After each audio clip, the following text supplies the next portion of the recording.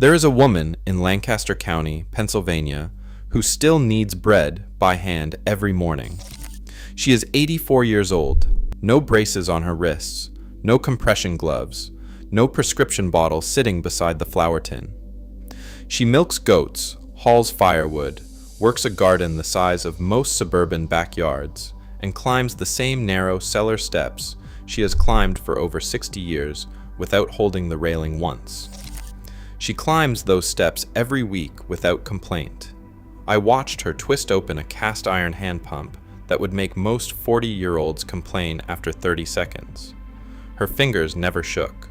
Her knuckles were smooth, no swollen joints, no bent fingers, no visible inflammation. And before you say, good genetics, I need to tell you something.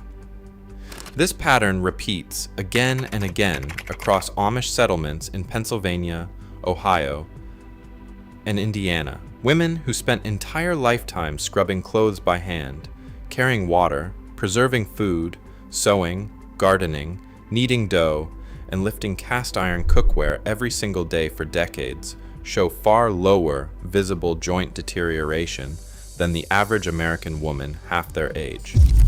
That observation sent me looking for one specific thing. What changed? Because arthritis was not always this common. In 1960, about 1 in 10 Americans reported chronic joint pain severe enough to limit daily activity. Today, according to the CDC, that number is closer to 1 in 4 adults. Nearly 60 million people. And yet, when you dig through medical journals from the early 1900s, something strange appears. Doctors used to recommend a drink for stiff joints so routinely that it appeared in farm journals, nursing manuals, church bulletins, and household medical guides across America. Not a drug, not a supplement, a drink. Cheap enough for poor families, simple enough to make in any kitchen. By the late 1960s, it had almost completely vanished from mainstream medical advice. Not disproven, not banned, just abandoned. The drink is apple cider vinegar mixed with sulfur-rich blackstrap molasses. Before you roll your eyes and dismiss this as another folk remedy, stay with me. The chemistry behind it is not folklore. It is measurable. And what happened to sulfur in the American diet after 1950 changes this story completely. Now, I first encountered this drink in Holmes County, Ohio. An Amish widow named Miriam poured it into a ceramic mug around sunrise. 1 tablespoon of raw apple cider vinegar, 1 tablespoon of unsulfured blackstrap molasses, warm water. That was it. She drank it every morning before breakfast. I asked her where she learned it. She said her mother drank it and her grandmother drank it. The local doctor used to recommend it to women after childbirth, and again later in life for the joints. That phrase kept showing up, for the joints, so I started tracing it backward. In 1958, Vermont physician Dr. D.C. Jarvis published a book called Folk Medicine. Today, modern medicine likes to laugh at Jarvis, but here is the uncomfortable part. His observations came from decades of practice in rural communities where arthritis rates appeared dramatically lower among people consuming traditional mineral-rich diets. Jarvis repeatedly documented combinations of vinegar and molasses being used specifically for joint stiffness and chronic inflammation. The medical establishment dismissed him as old-fashioned, but they never really answered the chemistry. Blackstrap molasses contains minerals that modern diets almost completely lost. Sulfur compounds, magnesium, potassium, calcium, iron, copper, manganese, and other trace minerals disappear when food becomes industrially processed. Sulfur matters more than most people realize. Your cartilage is built from sulfur-containing compounds, such as glucosamine sulfate and chondroitin sulfate, and from connective tissue proteins. Even the fluid that cushions your joints depends partly on sulfur metabolism. Now here is where this gets interesting. Beginning in the 1940s and accelerating through the 1960s, American agriculture changed dramatically. Commercial fertilizers replaced mineral cycling from compost and manure, and food refining exploded. White flour replaced stone-ground grain, and refined sugar replaced molasses. Sulfur intake dropped sharply, not because people stopped eating, but because they stopped eating minerals.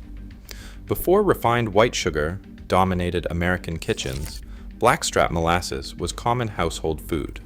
Poor families used it constantly. It was cheap, nutrient-dense, and everywhere. During the Great Depression, school lunch programs even distributed molasses because it contained iron and minerals children weren't getting elsewhere. Then sugar refining became massively industrialized, and molasses transformed from food into a byproduct, something removed and discarded. Now hold on to that thought, because the timeline matters. Arthritis rates climbed sharply after the exact period when mineral-dense traditional foods disappeared from mainstream diets. At the same time, pharmaceutical anti-inflammatory drugs became one of the fastest-growing sectors in medicine. In 1962, the United States Food and Drug Administration approved indomethacin, one of the first major modern anti-inflammatory arthritis drugs. By the 1970s, prescriptions for non-steroidal anti-inflammatory drugs exploded. And quietly, almost overnight, dietary mineral therapy vanished from conventional recommendations. Not because studies proved it useless, because medicine changed direction, treatment replaced prevention, and there is a number that explains why. The arthritis medication market today exceeds $8 billion annually in the United States alone. A drink that costs less than $2 a week does not fit well inside an industry built around lifelong prescriptions. Now let me be clear, I am not saying vinegar and molasses cure arthritis. That would be irresponsible. But I am saying something else, something more uncomfortable. The body cannot maintain healthy joints without the raw materials that joints are built from. And for most of human history, those materials came from food, not pills, not prescriptions. Food. Now let us look at the vinegar itself, because raw apple cider vinegar is chemically very different from the filtered versions most people buy today. Traditional vinegar contains acetic acid, enzymes, potassium, and something called the mother, strands of proteins and beneficial bacteria formed during fermentation. And here is what researchers discovered. Acetic acid improves mineral absorption, especially calcium and magnesium, meaning the vinegar may help the body actually use the minerals present in the molasses. One carries minerals, the other helps absorption. Together, they form something closer to a delivery system than a folk drink. Now here's where the Amish connection becomes impossible to ignore. Amish diets, especially among older generations, retained mineral-rich foods long after mainstream America abandoned them. Homemade broths, slow-cooked greens, fermented vegetables, raw dairy, molasses, vinegar preserves, mineral-heavy well water. Nothing refined unless necessary. The women consuming these foods were also physically active, constantly. That matters because cartilage survives through movement. Joints are nourished, partly through the circulation created by regular use. Sedentary living stiffens everything. The Amish never became sedentary. Now you have three things happening together: mineral-rich nutrition, constant low-intensity movement, and very low processed food intake. Suddenly, the visible difference in joint aging starts making a lot more sense. There is another layer almost nobody talks about anymore: gelatin. Older Amish women still regularly consume homemade bone broth and collagen-rich soups. Modern diets strip those out. Collagen contains amino acids essential for connective tissue maintenance: glycine, proline, hydroxyproline. Again, not exotic, just traditional. The modern diet did not necessarily become calorie deficient. It became structurally deficient. Plenty of energy, not enough building material. Now I need to tell you about something I found buried in a 1949 issue of the Journal of the American Geriatric Society. Dr. Charles Schnabel documented improvement in joint stiffness among elderly patients consuming sulfur-rich dietary interventions combined with mineral supplementation. Nothing miraculous.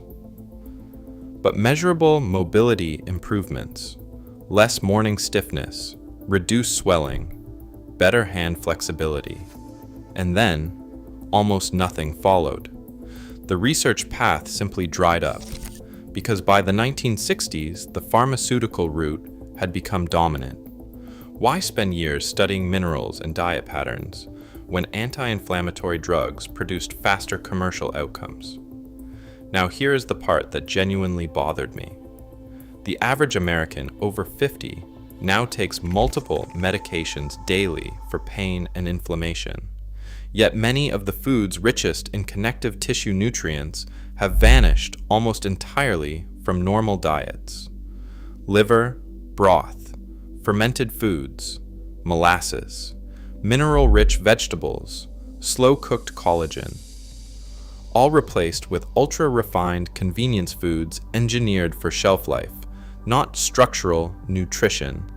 And meanwhile, arthritis rates continue climbing. Again, I'm not telling you this drink is magic. I'm telling you the body runs on chemistry. And chemistry requires ingredients. The Amish never forgot that. Modern culture did. Now, before I show you exactly why doctors stopped recommending this after 1960, and what happened inside medical education during that period, I need you to think carefully about something. If a simple food-based intervention reduces discomfort even slightly and costs almost nothing, why would it disappear completely instead of remaining one option among many? That question bothered me enough that I started digging into how physicians were trained after World War II, and what I found explains almost everything. Because the disappearance of this drink was not really about vinegar or molasses, it was about a complete shift in what medicine considered legitimate. And once you see how that shift happened, you start understanding why entire categories of practical nutritional knowledge quietly vanished from American life almost all at once. Drop a comment below and tell me this. What did your grandparents drink every morning that nobody talks about anymore? Because almost every family had something. And the older I get, the more I realize those routines existed for reasons people forgot long before the routines disappeared. After World War II, medicine changed faster than at any other point in American history. Antibiotics exploded into mainstream use. Pharmaceutical manufacturing scaled industrially. Universities rebuilt medical education around laboratory chemistry and patentable compounds. And in that shift, nutrition slowly moved from center stage to the edges. Not completely, but enough. By 1965, most American medical schools required surprisingly little formal nutrition training. Some programs offered fewer than 20 total classroom hours on diet across an entire medical degree. Meanwhile, pharmaceutical research funding surged. And again, I want to be careful here. Modern medicine saved millions of lives. Antibiotics matter. Emergency medicine matters. Surgery matters. But the focus changed from maintaining long-term structural health to managing symptoms after breakdown already happened. That distinction matters more than most people realize. Because old rural doctors often practiced differently. They dealt with people who could not afford endless treatment. So they focused heavily on prevention, mineral intake, digestion, circulation, and physical labor patterns. And drinks like vinegar and molasses fit naturally into that older framework. Cheap, accessible, low risk, nutrient dense. But by the late 1960s, medicine increasingly viewed those approaches as outdated, not because they were disproven, because they were impossible to standardize commercially. You cannot patent apple cider vinegar. You cannot monopolize blackstrap molasses. And you certainly cannot build a multi-billion-dollar recurring market around a recipe printed in farm journals for generations. Now let's talk about what older Amish women themselves usually say about joint health. Not theories, not headlines. They're actual answers. Almost every time the pattern repeats. People say, kept moving, because movement itself is part of the equation. Movement creates something human joints were never designed for. Long periods of stillness interrupted by short bursts of stress. Sit all day. Drive everywhere. Then suddenly, overload the body during exercise or work. Amish life distributes movement differently.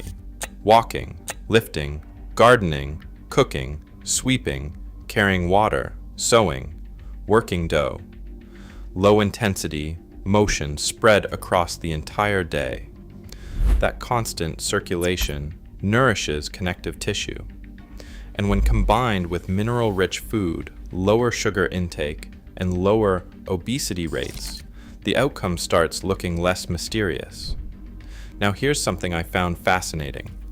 In 1978, researchers studying traditional rural diets noted that older populations consuming higher amounts of natural gelatin, sulfur compounds, and fermented foods consistently showed lower rates of severe joint degeneration than populations consuming highly refined diets.